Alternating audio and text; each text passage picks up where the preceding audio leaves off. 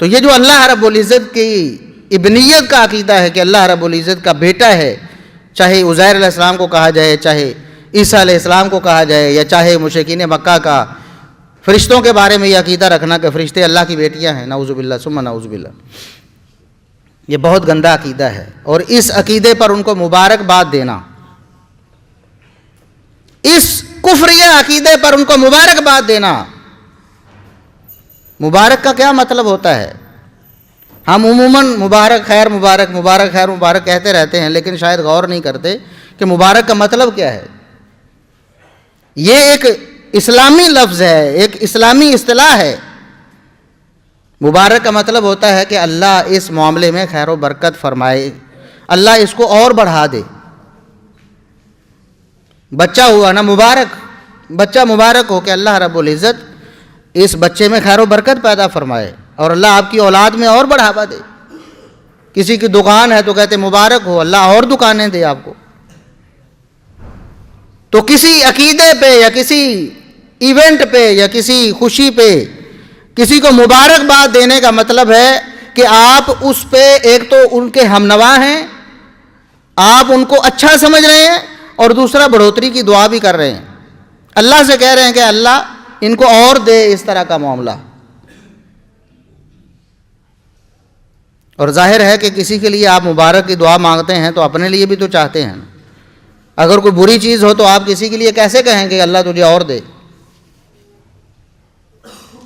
تو عیسائیوں کا یہ عقیدہ ہے کہ عیسیٰ علیہ السلام اللہ کے بیٹے ہیں، اور اللہ کے بیٹے کی پیدائش وہ 25 دسمبر کو مناتے ہیں، نعوذ باللہ ثم نعوذ باللہ۔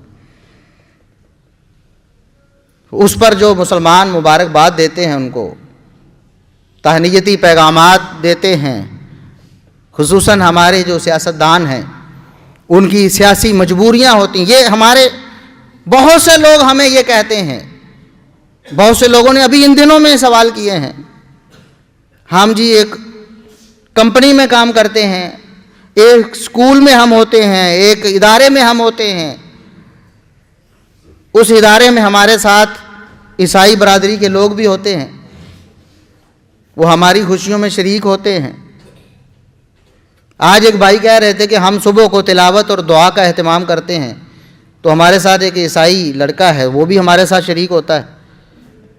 تو اب چونکہ کرسمس آ رہی ہے تو 25 دسمبر کو انہوں نے اپنا کوئی معاملہ کرنا ہے، یا 25 سے پہلے یا بعد میں، تو پھر ظاہر ہے ہمیں بھی شریک ہونا پڑے گا۔ یہ لوگ ہمیں کہتے ہیں کہ آپ بھی شریک ہوں ان کے معاملات میں۔ دیکھیں وہ قرآن کریم کی تلاوت سنتے ہیں یا دعا کرتے ہیں تو وہ تو خیر کا معاملہ ہے،